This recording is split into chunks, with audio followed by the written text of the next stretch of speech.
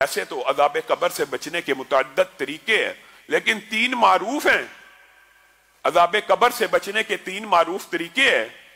उनमें से जो सबसे आसान, कहने को बहुत मुश्किल है, लेकिन सबसे पसंदीदा और अल्लाह के यहां सबसे महबूब और आपके और मेरे लिए सबसे आसान तरीका क्या है? अल्लाह की राह में अपनी जान को निछावर कर दिया जाए। जो बंदा अल्लाह के रास्ते में शहीद हो जाता है या अल्लाह के रास्ते में कट जाता है, उसको अज़ाब कब्र नहीं होता।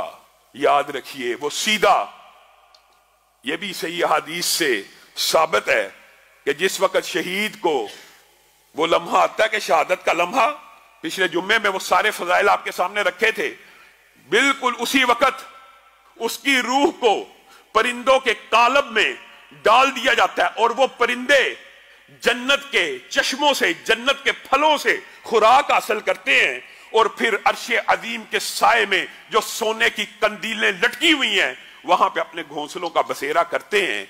ये वो अज़ाब कब्र से बचने का सबसे पहला तरीका है।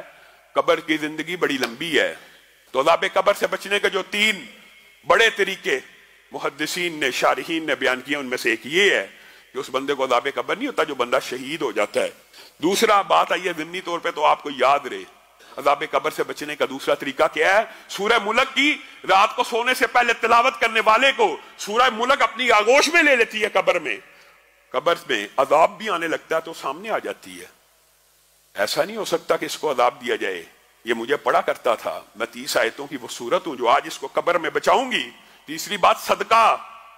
वो जो मुश्किल के वक्त, वो जो मुसीबत के वक्त अपनी जेब तंग थी लेकिन अल्लाह के रास्ते में दे दिया, वो सदका भी कब्र के अंदर बंदा मोमिन के लिए हर अजाब के रास्ते में रुकावट बन जाता है। यहां से आ रहा, सामने खड़ा है, इसने 1 रुपया तब खर्च किया था जब इसको जरूरत थी, इसने 1000 तब खर्च किया था जब घर में बिल आने वाला था, इसने 10,000 तब खर्च किया था जब खुद बीवी बच्चों को रोटी खिलानी थी, लेकिन अल्लाह के राह में दे दिया। ये 3 मारूफ तरीके हैं।